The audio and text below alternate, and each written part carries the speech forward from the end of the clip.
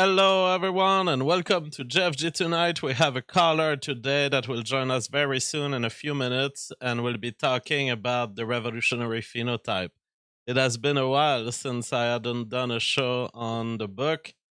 Still a valid book, still a book that I'm proud of, and that I tried to challenge the world with this book, and they failed. Scientists have yet to talk about the revolutionary phenotype. They have yet to integrate it in textbook, and yet it is correct theory. A new theory of science completely ignored by the mainstream academics, and yet totally correct. And I know it will still be correct in 100 years, in 1,000 years. And it was part of my plan to test the system. Can you guys take the freedom that you claim the liberal world gives us? Because it's like I look at the podcast world, it's all a bunch of liberals back when I was young. So I look at the podcast world, it's all a bunch of liberal. It's all a bunch of people connected to Jewish book industry, all promoting their books, and I'm like, would someone who's not liberal in this bunch be totally ignored if he came with important knowledge about the world? An important scientific theory, so important that it predicts the end of humanity. And I did the test. I ran the test. I became a free intellectual, and I said, will they dare ignore science? Will they dare ignore knowledge, and by doing so, make themselves irrelevant long term?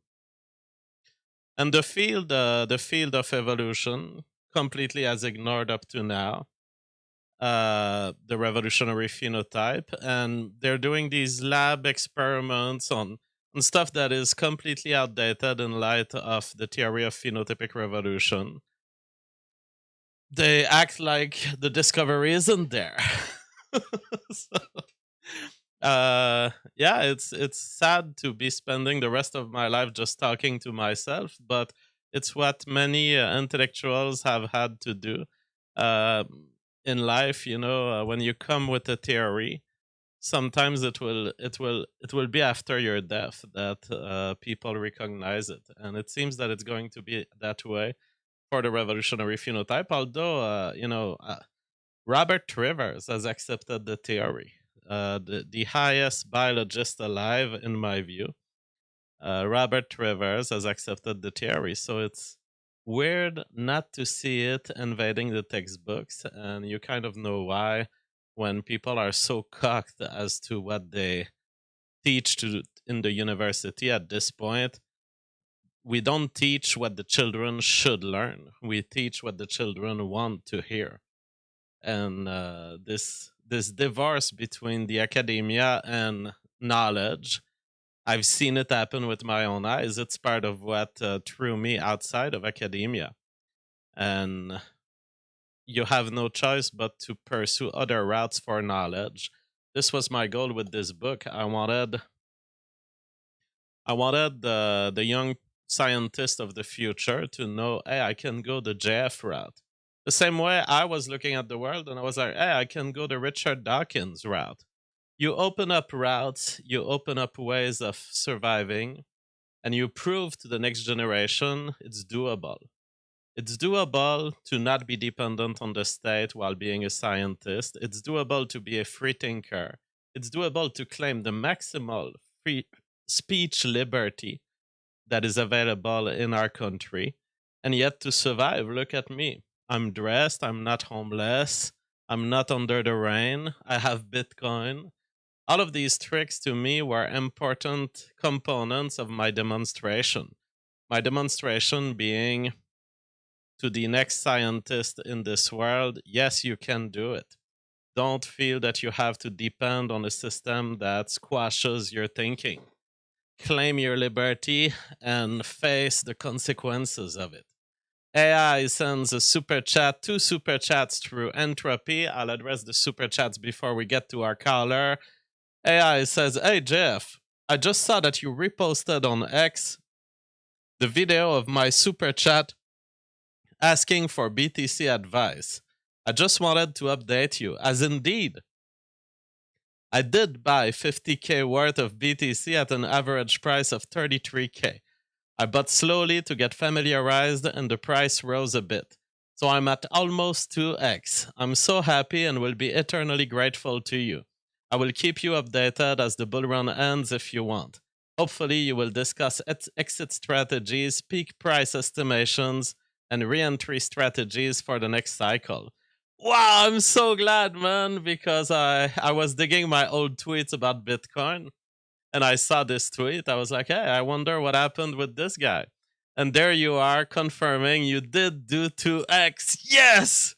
Because this guy came to us late in the bull run and said, JF, I have $50,000. Is it still time to get in? And I said, yes, get in with everything. Oh my God. And now he has double the money.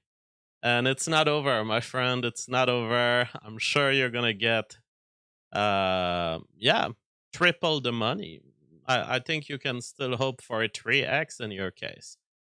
And more, because all of the signs are pointing to more than my most conservative estimate. But certainly, in my most conservative estimate, you still have space for 3x. In my crazy estimates, you have space for still a good 10x for yourself. Yeah, so I will discuss all of these points. I am so happy that you're sending us back some feedback.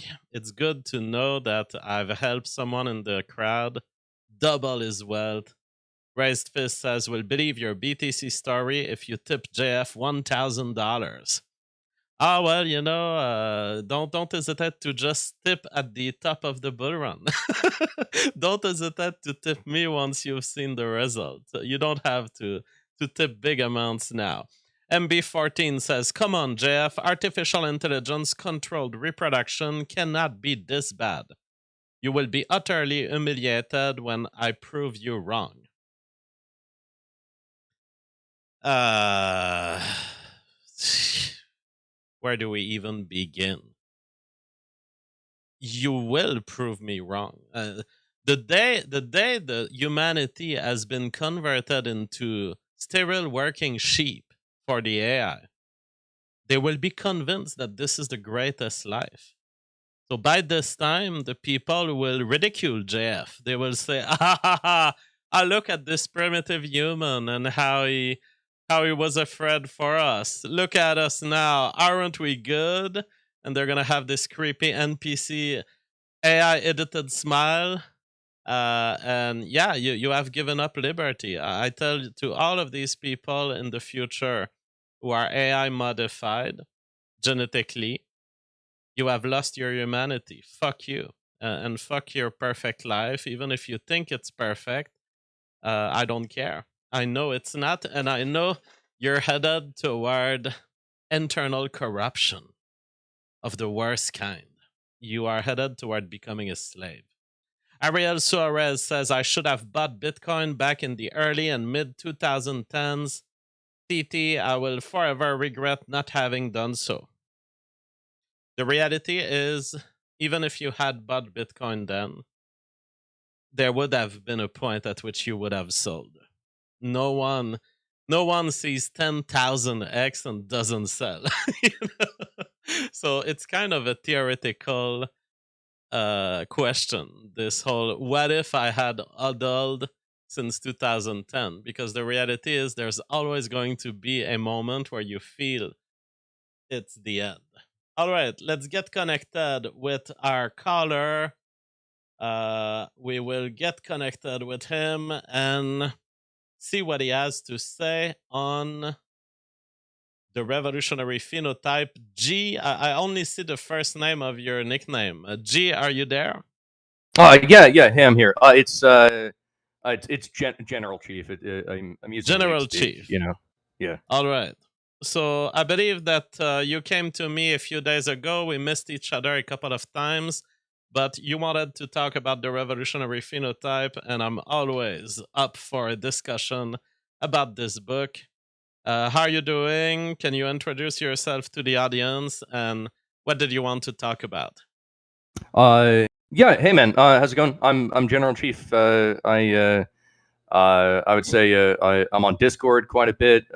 If anyone wants to hear me, there's Promethean Tides, which is kind of a dead channel at this point, but also I'm appearing on a Pnoid News more recently, PNOID News. Um, but yeah, dude, no, I wanted to talk to you about I guess your idea of the revolutionary phenotype, because I think it's a really good idea. I think it's one of the better ideas that have come out of biology, at least in the past 50 years. I mean, especially sorry, evolutionary biology. It's been quite stagnant, as far as I can see it. So it's cool that there's actually people still trying to push forward some evolutionary ideas. Um, and I mean, if you want to get right into the criticism, we can do that. We can also chat about just like I guess like some aspects of this, like just the other day, I was talking to a guy, and he was saying like, oh, I want to go full I guess robot, Yeah, and yeah. I went. I went, look, man, if you want to like replace your arm, right, that's fine. But the minute that you start replacing like your genitals, that's where things go wrong. Let's not do Yeah. that. Yeah, I'm excited about your critique, but perhaps just to know where it comes from, you could lay out your points of agreement, and then we would understand even better where that critique becomes valid. So, what are the points you agree with the theory? And I love to understand. I love to hear critiques from someone who demonstrates an understanding of the book. Um, I think that the evolutionary mechanism that you've described makes sense. I've been thinking about it actually for a few years now. So uh, like that. Almost all of it makes sense to me. The idea that you could have, let's say, a replicator accidentally make a phenotype that can also do replication, and then you, of course, as you've stated uh, plenty of times before, you get into a replicator tango where they end up reproducing each other. That's dangerous, of course. I understand that. And really, it's the idea that could this happen today? And that's the scary thing, because it might happen today. But Hmm. um, my what I'm actually kind of scared of is that I don't. It might actually happen today, but I don't know if it's happened in the past. I don't know if it actually happened 4 billion years ago. Okay. So you can see the replicator tango in your head.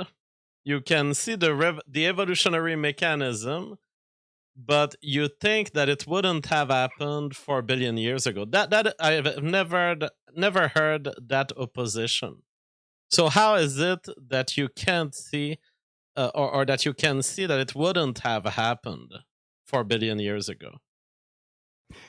So to put it as like to put the metaphor first, and I can go into the actual idea. But as a metaphor, I see it as you have like some genes. They're on a canoe, right? And then here comes a big ocean liner, and the genes abandon the canoe and they hop onto the ocean liner. And maybe the ocean liner picks up the canoe as just a resource to use at some point if it needs to you know do some shit with an island or something. But but the genes in this case would survive, right? Um, so in this metaphor that I'm laying out, the canoe is RNA, and this big ocean liner is DNA. Now the RNA got enslaved. That's obvious, and I totally agree with that. But um, it seems to me like, for the most part, obviously there probably were some casualties that occurred during this, but for the most part, probably most of the genes survived the transition from RNA to DNA.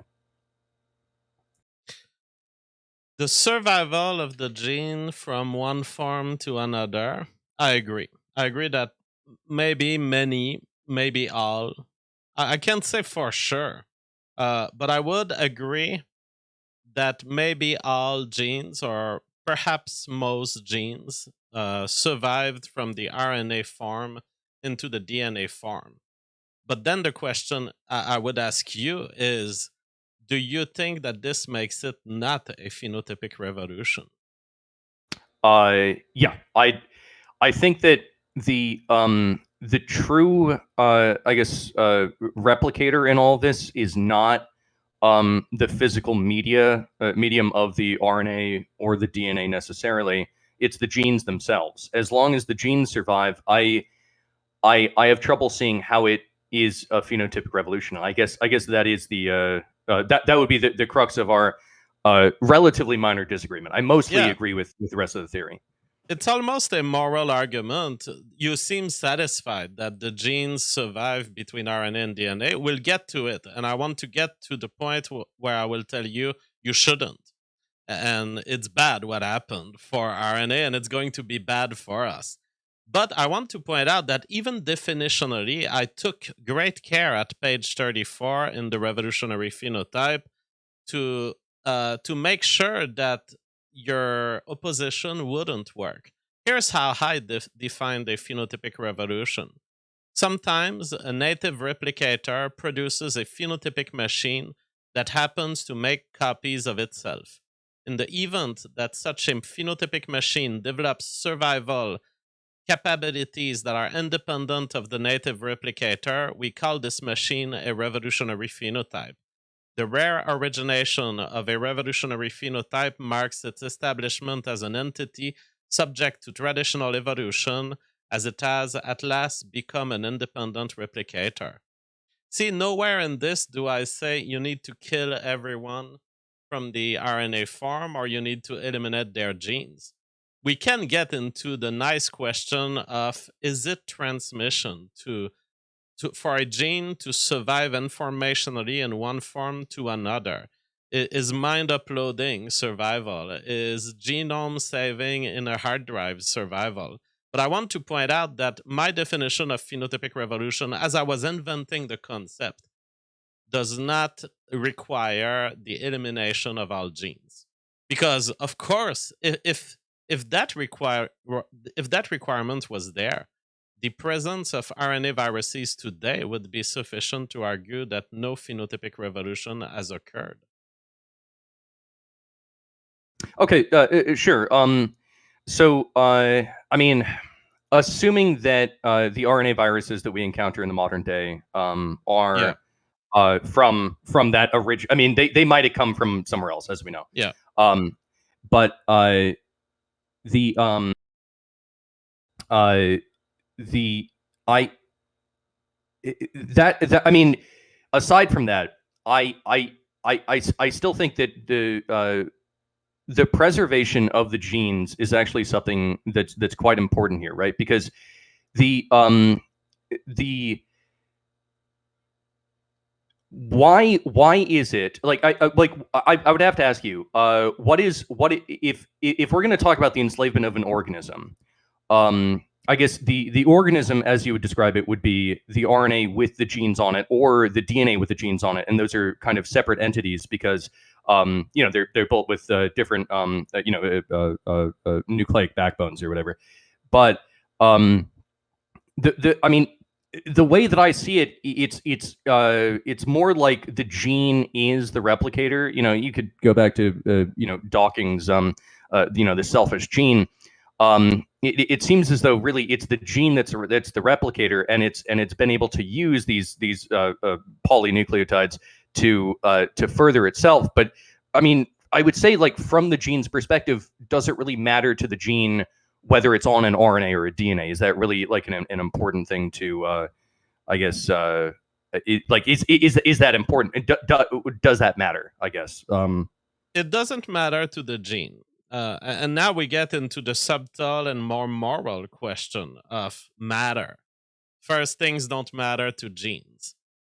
Uh, but my point is with the revolutionary phenotype, if you can feel what the genes would have felt if they had a brain 4 billion years ago, you would have felt scammed because you were in a state of freely evolving. You were something free to take its own direction, and something that was recruiting. This is where the sense of slavery comes in.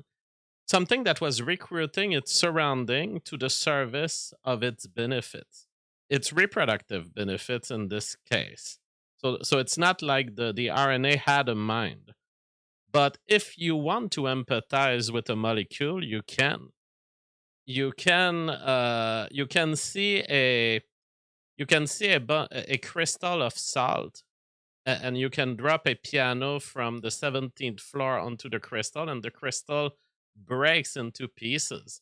The crystal feels nothing, but you can look at it and feel something. You can feel that it's devastating. You can feel that if you were the crystal, you'd be devastated. You can feel that something that was complex has lost its complexity. And in the case of the RNA, what I invite people to do is you can feel that something that was free eventually wasn't, and something that wasn't enslaved eventually was. That is my point. And if you want to really feel it, you don't even have to have that much empathy for the case of 4 billion years ago. You can imagine that scenario happening to human society, and it may very well happen. So, those are my positions. You say here tonight, I don't really care because there was transmission, but we would acknowledge that not all transmission is equal, right? If I told you I'm going to drop a carpet of nuclear bombs onto Africa right now, and don't worry about it, I have recorded 7 genomes across 7 different countries from 7 different Africans, and I'm going to put them on a hard drive and display them in a museum. So we're quit, right? No problem. My immoral action of a nuclear holocaust of the whole of Africa is suddenly fine because I preserve their genes. What would you answer to this? What's wrong with this? Well, I don't know if I would say that's an entirely fair metaphor. I mean, for instance, I mean, and number one, an issue with that would be that the genes of those humans wouldn't be preserved. They're on a hard drive. Maybe you could record their genes, but I mean, that's no longer like the genes no longer really exist in real space. They're just an ID on a hard drive. Now, I don't know if that. I mean, maybe that's a transition too far. You know, I don't know. Um, but But see, uh, we're getting closer. Our positions are getting closer. Now, I'm willing to do some adjustments on my side. But you just introduced the idea of being in real space. But acknowledge that RNA genes were in RNA space and DNA genes were in DNA space. Those are different spaces. Those are different set of consequences into the future. Those are different routes that lead to different things. You acknowledge this, you can see the difference. oh, okay. Let me. And that's totally fair criticism. I would say that in the RNA space and in the DNA space, those genes are capable of replication. If you freeze them on a hard drive, they're no longer replicators. So they're no longer the thing that they used to be. Whereas Okay, well then both on RNA. let me adjust my example then. I Mhm. nuke Africa still. I record the genes on a hard drive, and then I recreate an aquarium in which I grow up a mini Chicago, where all of the African genes can express themselves. Is that now okay? And what's wrong with it? Uh, so you're saying you make a Chicago in a fish tank, and Yep, okay, a um, giant fish tank, big like it Chicago. very big fish tank, yeah.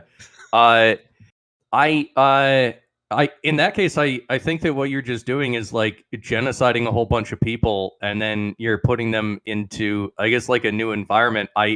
It wouldn't be the phenotypic revolution that would be the issue there. I think it would just be like you you know do genociding that many people and then recreating, I guess, human civilization in your own way that you want to. I mean, I think that would be the issue there. But okay, But but what's wrong with genociding that many people? I, I mean, okay. I don't necessarily, because I have some weird moral stances. I mean, I know that you're a moral nihilist yourself. Hmm. Uh, I would more or less kind of classify myself in the same realm. Um, but but I would be against it as a human. As a human, I would be against it because that seems bad. I'm not gonna say from on high that must be bad, but from my perspective, I would really fucking prefer that you didn't do that. So you're putting a special pleading here. So let me try to adjust my example. What Mhm. if I make a lion Chicago? I knew all of the lions in Africa, and I make a lion paradise, but none of the lions that were alive I keep alive. Instead, I reproduce their genes on a hard drive, copy it into an amphibian egg a la Jurassic Park, and I reconstitute a lion society in Chicago. Are we quit with nature here, or have I done something wrong? I you're not going to get me to say that you did something wrong, but you could get me to say that I would really prefer that you didn't fucking do that. I Yeah, mean that. exactly. Which in my language as a moral nihilist is basically as wrong as it gets. It's I don't like this, right? Yeah, yeah. It's a series of preferences. Yeah. And why don't you like it? What did I what about the lions? Did I do that you don't like? Okay, like to be absolutely fair, a Chicago filled with lions actually seems pretty cool. Like I'm not sure if I would be against specifically that, but Well, you might want to go to Africa right now because it's happening. but there are things that you could do that I would not like. You know, like if you wanted to wipe me out and then replicate me on a hard drive, I would be very much against that. Hmm. And so it seems that simply that you have an arbitrary threshold of extending your empathy. You can extend it to humans, you can extend it to black people, you can extend it to lions, but you can't extend it to molecules, which is fine because I know that extending empathy like this is an arbitrary thought Mm. experiment. I really No, I'm don't care. What I care is that you at least you've captured that there is a all of these examples I've shown, it's all the same thing. It's all a phenotypic revolution. But you seem to agree with ones that you can't quite empathize with the existing being, whereas you don't agree with the ones where you can empathize with the existing being. well. That's a bias that vegans often vegans will tell you that you're a speciesist because you eat meat. Uh, okay, so number one, I'm not a vegan. No one should be a vegan. But I okay, I actually I don't try to take a very moral stance on this at all. So let me put this idea out there, just that like we you can understand where I'm coming from. Um, I I think that like human intelligence is really cool. It's really cool like how smart people are, and that you know you and me, JF, can have this conversation right now. It's awesome. Yep. Um, but uh, and this is something that I think the majority of the biological science community would disagree with me on. But I don't think that there is really that big of a difference between the evolutionary machinations of species, I guess evolution, and let's say human intelligence, right? Like I think that the neural network that exists inside your skull is effectively just hyper Darwinianism Yeah. playing out between neurons, and so like when people say no, like evolution is just this mindless process, I go, well, if that's the case, then the human mind is also just a mindless process. So I mean, it is whatever you want it to be, I guess. So like that's kind of the stance that I take about that, and that's how I can potentially actually feel some empathy for a gene. Yeah. The way I would say it, and I fully agree with everything you said. If you want to say that evolution is a mindless process, sure, but the human mind, is not an evolutionless process. And so these accusations of anthropomorphism, the fact is, anthropomorphism is a potential analogy that exists. You can think of genetic interest and it will help you figure out certain things. Richard Dawkins has made that much of a case. My case is yes, in TRP, I use empathy, I use human thinking and anthropomorphism to communicate a truth, but it doesn't seem up to now that you object to that truth, which is that in the presence of a better medium, genes will have one evolutionary pathway, which is to export themselves in that medium, in which case they engage in a replicator tango and a set of consequences will appear. Those consequences will likely put them on an evolutionary route of abandoning the replication of the previous molecule and moving on to the new molecule that does better for some reason. We agree on all of this, right? I believe so. And so, I mean, technically, you agree with the whole mechanistic part of the revolutionary phenotype. That is my progress to science that I've given. Then it seems that the rest is only a disagreement of form, expression, and of thinking about it. Now, I do want to address that Mm. separate point, but we have to recognize that it's a very minimal point. What? So, uh, like I said, it was it like it. I'm agreeing with most of, I guess, the idea that you put forward, and my disagreement is relatively minor, but it might end up being important. Um, I mean, let me put this metaphor to you, right? Let's say that I'm a human being, and I usually ride a horse, right? Most people ride horses. Horses are a really important, thing to get people around so that we can live our day-to-day lives. And then suddenly, the Industrial Revolution happens, and now we don't have horses anymore. Now we have human beings in cars instead. Um, is that was that ever really a was that a threat to men that moved from horses to cars, or was that just a change that men did to make their lives theoretically better? You can argue about that, but they were just doing something different. From my perspective, and this is maybe going to be like one that you might disagree with. I'm not sure, but um uh I would say that it's almost like the gene is the replicator, and the RNA or the DNA or whatever medium they're using to replicate is more like the phenotype of them. It's like it's the thing that they're writing to replicate themselves.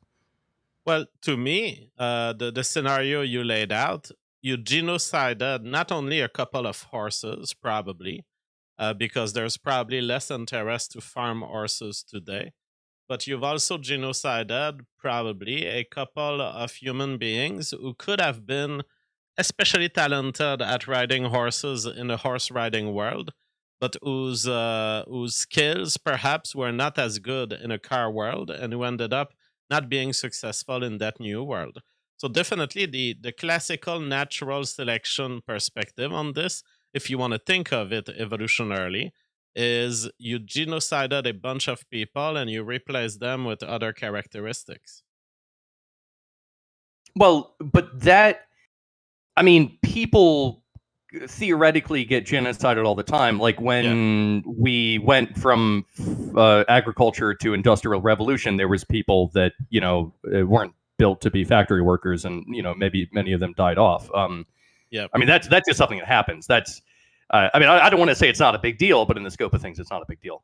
But I mean, it's happening all the time. So if you want to go by, if it happens often, it's not a big deal. Okay, but to me, it's a big deal. It tells us that there always has been branches that we've taken.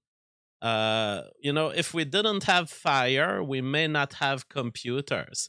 And it's not because the computer relies on fire, really. It's that if we didn't have fires, we wouldn't have had the jaws that we have. We wouldn't have had space for a bigger brain, and perhaps the bigger brain couldn't have been there to invent the computer. We have chosen paths, and the evolution is a bunch of why digital choices between one way or another. And the theory of phenotypic revolution is just one more Y choice. The RNA viruses decided to stay on the RNA side. The DNA strand decided to go the DNA way, and one ended up paying a little more than the other.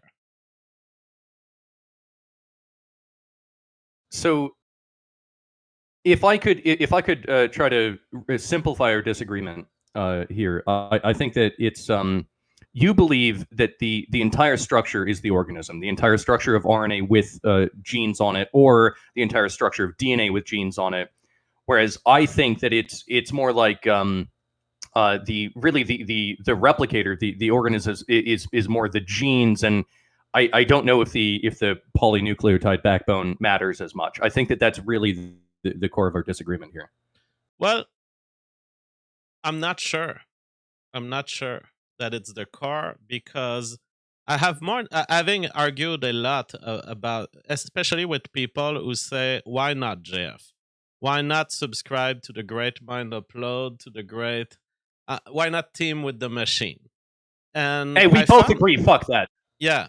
And I found that my argument in the end to these people is not so much DNA centric, although a DNA centric argument might be a good argument if we could discuss with mosquitoes and try to get them on our side. But we don't have to. We're really having this discussion in between humans as the only species capable of discussing it. And then my opposition is mostly a human centric one. And the recognition that everything that we are, that we care about, is mostly phenotypic characteristics like intelligence, culture, everything that we find beautiful about ourselves. And in fact, even the smaller and more primary thing, like the beauty of a woman or the attraction to the whole display in sexual courtship in humanity. All of these things are all things that we care about at the human level.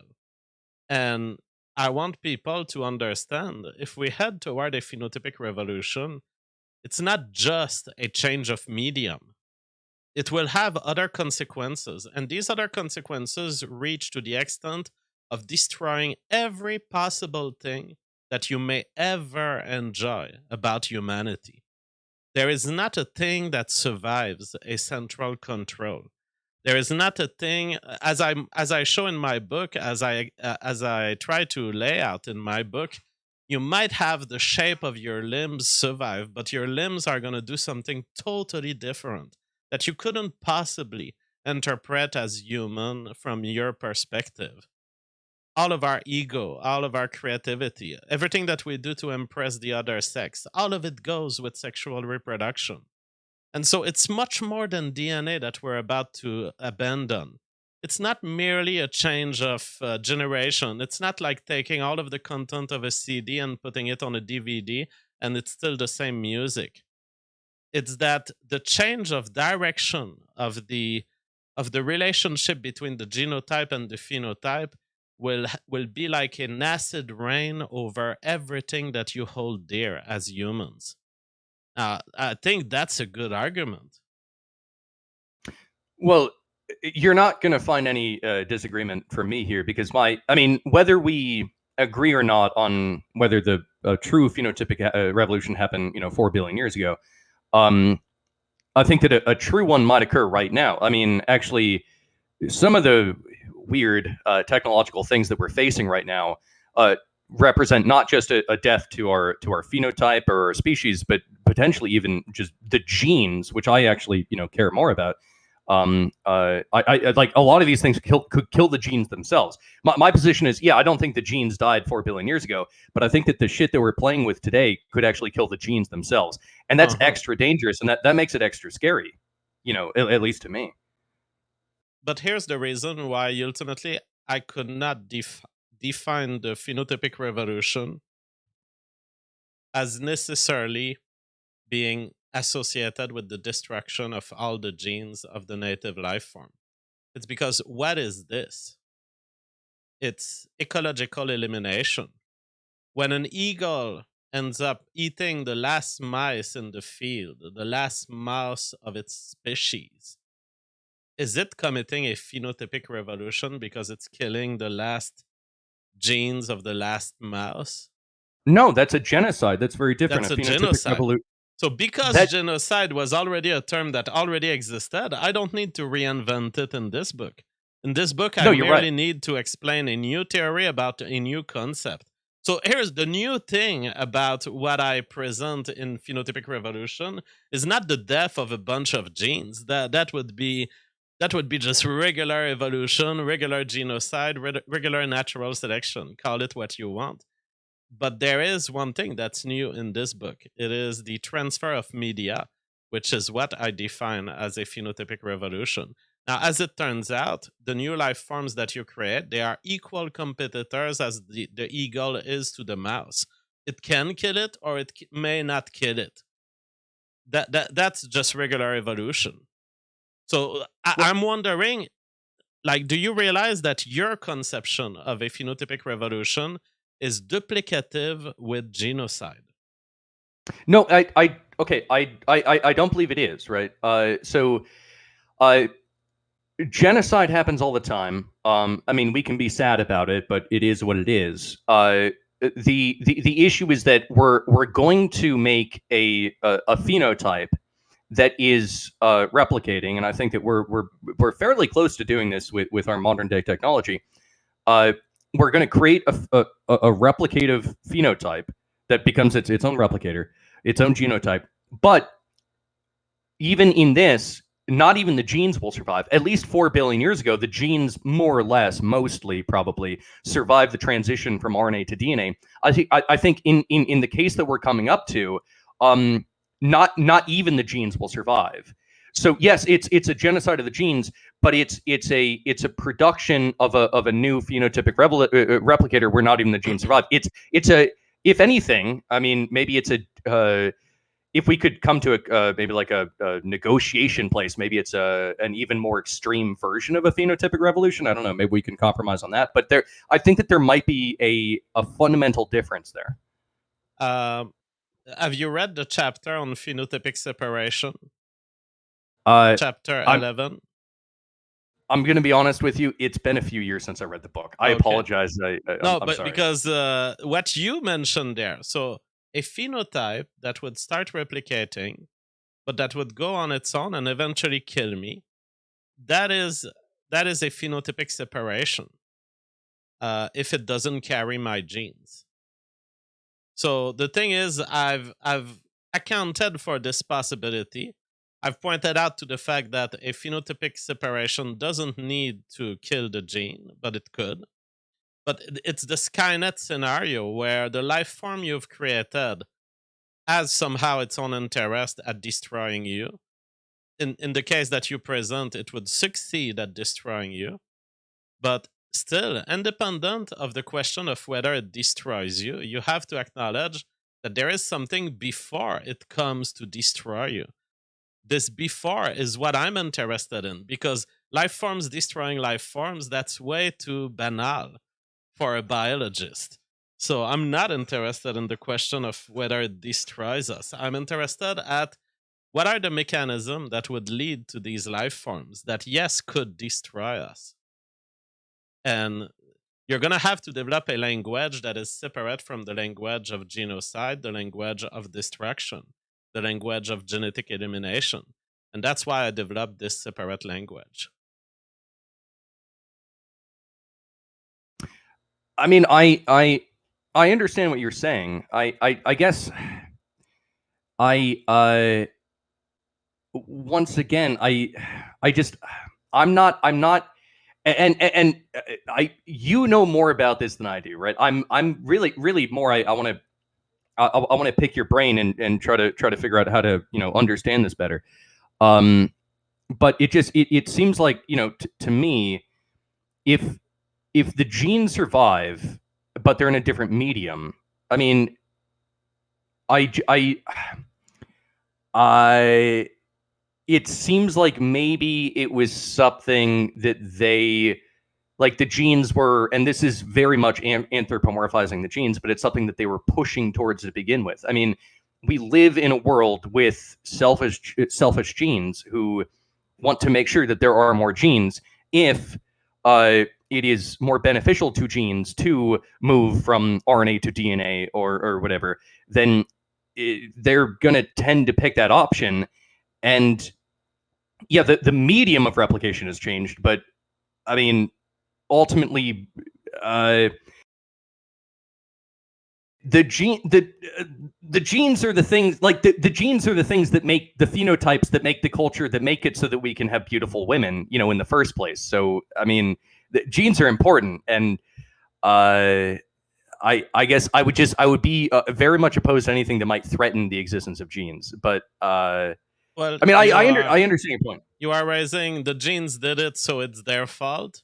No doubt. The genes of the wild boar that chose to approach a human and that became the modern pig. That gene caused its own fate, but that gene had a choice. That gene had a digital choice here to make. It could have stayed in the forest, in which case all of its descendants could be potentially the wild boars of the forest. It could have approached the humans, in which all of its descendants are all of the modern pigs. But it's not because a gene is at the cause of the decision that the decision doesn't exist. My point is, as thinking agents, we have a decision. We can approach the AI, in which case we're setting ourselves up for a phenotypic revolution. There is a path down there where there is survival for some life form. But I say, let us go the other way. The other way is, let us continue feral life, where we benefit from the continued Darwinian improvements on ourselves rather than those determined by another entity. That is the choice we have. It's very similar in a way to the choice that the pig had. Uh, there's a feral life in which he's going to have certain abilities that will survive, that will be genetically selected for, and then there's the domesticated life in which there will be a certain abilities that are kicked out of his genome.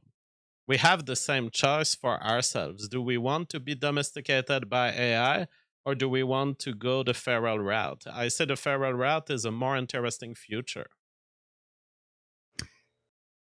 I not to get too off topic, but I just sent you an image, JF. I don't know if you can pull it up on your thing, but I've been putting this triangle around.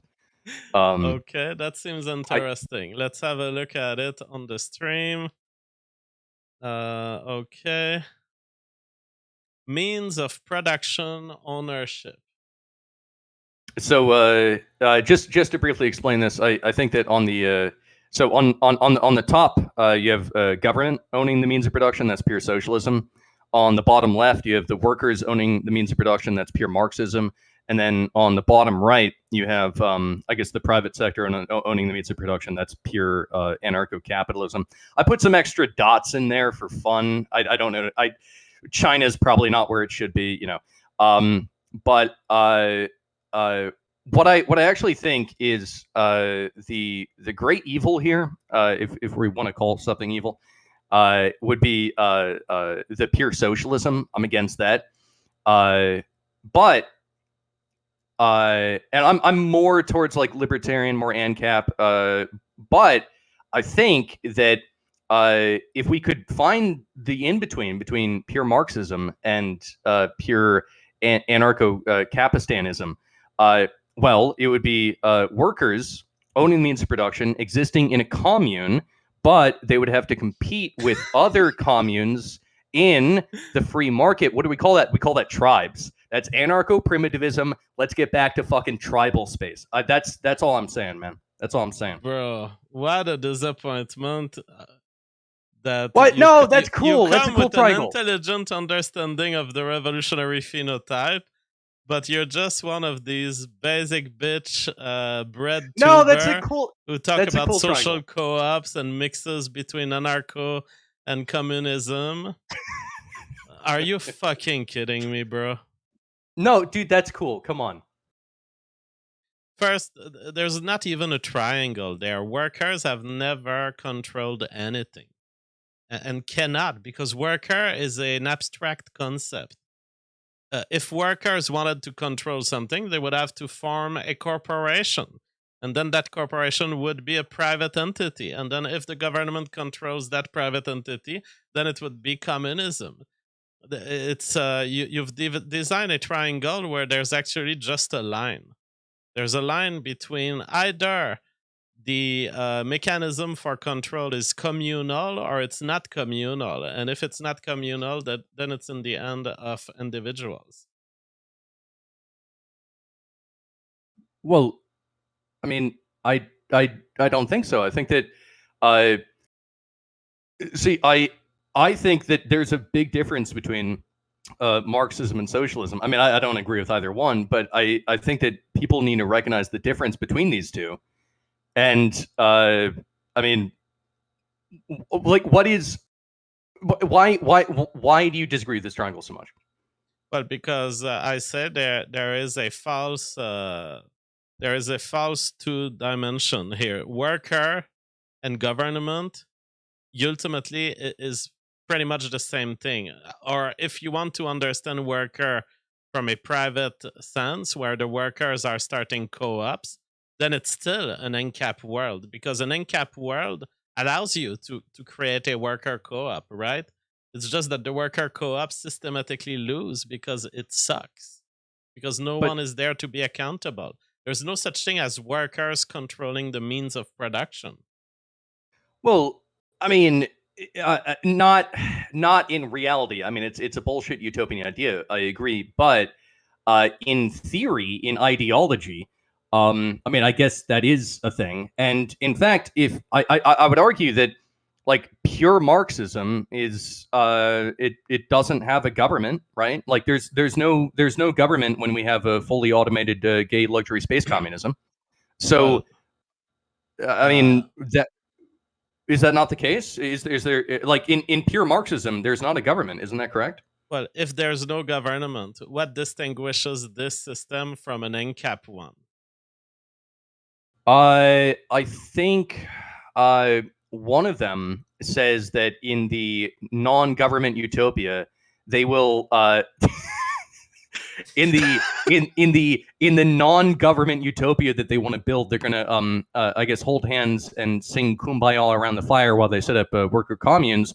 And in the other one, I guess you will still have like companies and you'll have hierarchies and like they look very different. But I mean, I guess that they're both anarchist and they Well, both one lack is the a government. product of imagination. I mean, and doesn't distinguish itself. Like, seriously, the realized Marxist ideal situation.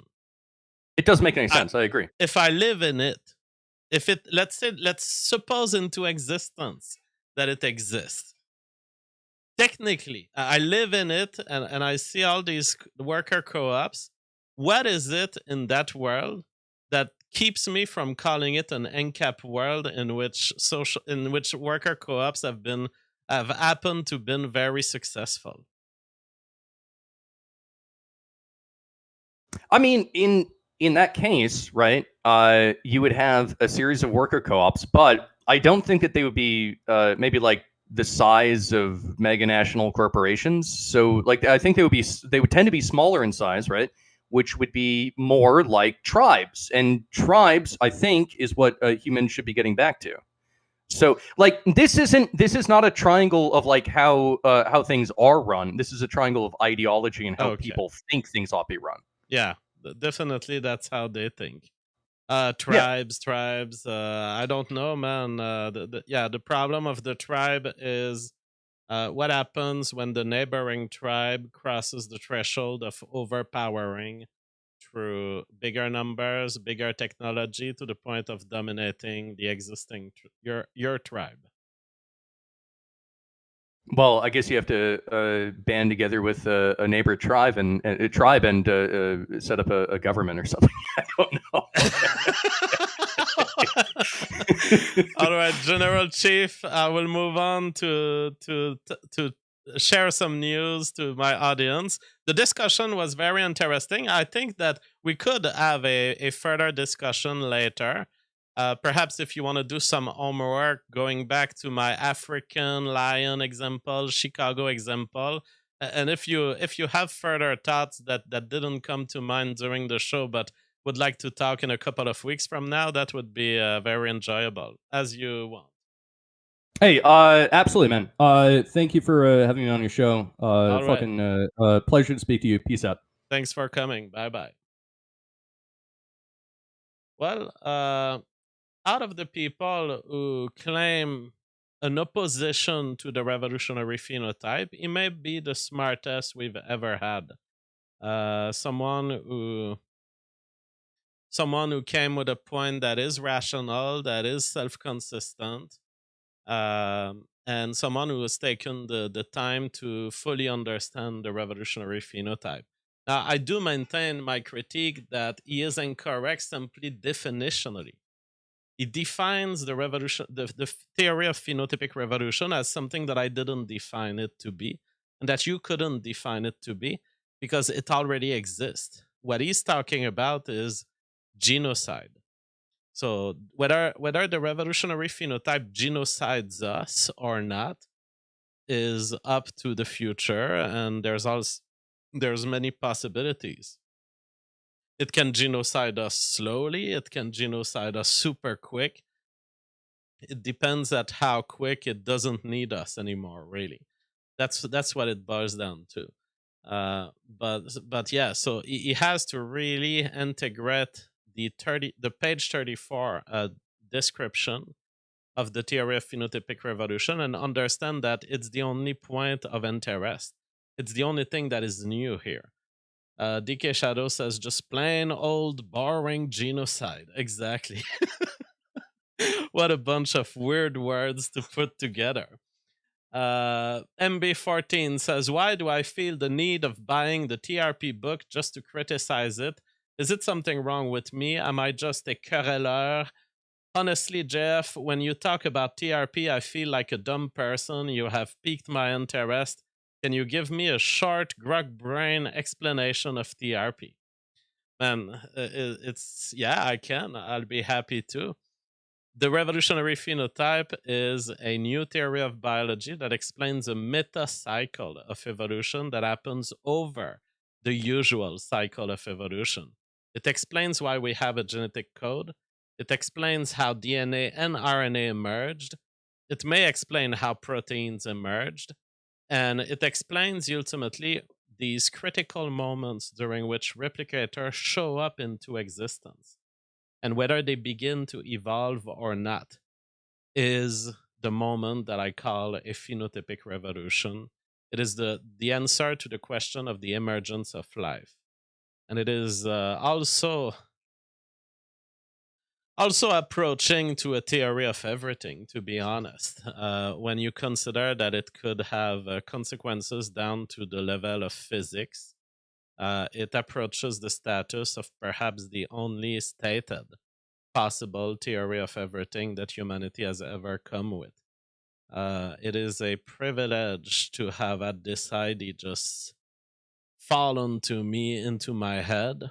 And once you understand the theory of phenotypic revolution, you understand that there are two types of life forms: those who understand TRP and those who don't.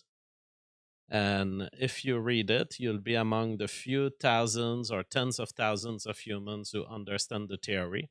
And that will link you to probably an infinite number of civilizations on other planets, other universes, other star systems, who all have achieved the greatest achievement of science on their own civilization, which is to have reached this realization that they are the product of a series of phenotypic revolution, and you can think that with them in unison across the distances, across space, across existence.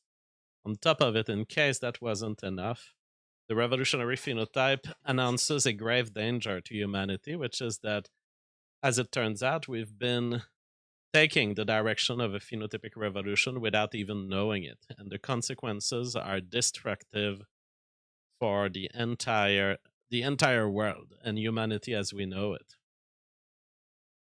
MB says the ultimate super gene is feral JF wild boar cheese eating reproduction machine. Well, we might very well have this generable. This could be generated on AI, I guess. Someone this morning woke up from a dream, and he had a dream where JF was interacting with an AI and trying to push the AI to describe with more and more detail the idea of a scientist in a swamp finding a UFO floating in the swamp. And uh, this guy decided to generate his dream through an AI, and that's how it looked like. So a UFO, a scientist, and I don't know. Am I the scientist? Is that JF the scientist, or am I JF the generator of AI images trying to generate that dream? It's not clear. It was a weird dream. But now I am part of people's dream. Can you believe it? Animus Uprising sends $30. Thank you so much. He says, JF, I appreciate your help. We are very grateful for your insight into the issues, and we will take your advice to heart. Thank you for all you do. Well, thank you so much to you for the generous support. Brittany Venti. I can't believe I'm bigger than Brittany Venti. She's made $12.50 on Twitter this month. And it was a relatively calm Twitter month for me, but I made a good $50. $50 for a calm Twitter month. Not my best month, but hey, I'm making 3 times the money of Brittany Venti. This is where booby streaming will take you so far, but not further. What else do we have? Quick review of the news before we close the show. Keith Woods says Sam Milia has been given 2 years in prison for sharing stickers opposing mass immigration. Sam's wife, Laura, is 8 months pregnant, and Sam will now be in prison for the birth of his second child. We had a message from his wife, Laura Thaler. By now, you will have heard that my husband, Sam, was sentenced today to 2 years in prison for his intentions behind publishing stickers that the prosecution said were both lawful and truthful. The sentencing guidelines gave the judge the option of choosing anywhere between 2 and 6 years. If you take anything from this, let it remind you why we do what we do. We live in a country where people are attacked by the anti-white state for advocating their own safety and interest. I don't want cuddles and condolences. I don't want thoughts and prayers. I want you to join me in filling the void that Sam leaves for the next few months. There are no excuses. Not everybody has to be on the front line. There is plenty you can do behind the scene. So, the absurdity of liberal society, putting people in jail for flyers, and it's coming to Canada. It's coming for me. Justin Trudeau with his new law. Dr. Peterson was saying, "Wow, you're a scum rat, Viran. Don't think you're going to get away with this." The new Canadian law against hate is super rough. It's like likely to insist, likely to cause detestation. So if you say something that's likely to cause detestation, that not the police, not the government, not even a prosecutor has to spend time doing this. All citizens of the world, all citizens of Canada can sue you in front of these banana kangaroo court, uh, and they can impose cost on you of 50,000, $100,000 for just one thing that you would say. And any Antifa leftist out there in the city can decide, I'm suing JF for this sentence, and I'm suing JF for this sentence. And it was likely to to cause detestation. So if I say something like I was using the philosophical example earlier of nuking Africa, it was clear for any one of you guys listening that I wasn't saying we should nuke Africa. I was saying there's something wrong about this and let's find out what it is philosophically. But that doesn't change the fact that all of you could have understood me, the fact that I know what I'm saying, you know what I'm saying, but Antifa rando in Portland or in the city decides that no, that could be likely to create detestation of Africa. And what about any sort of news that I report? If it happens that a black person is featured in one of my videos, could it likely insist? Could it likely invite to detestation? So, if this law passes, I don't think it's even possible to be a right wing streamer in Canada.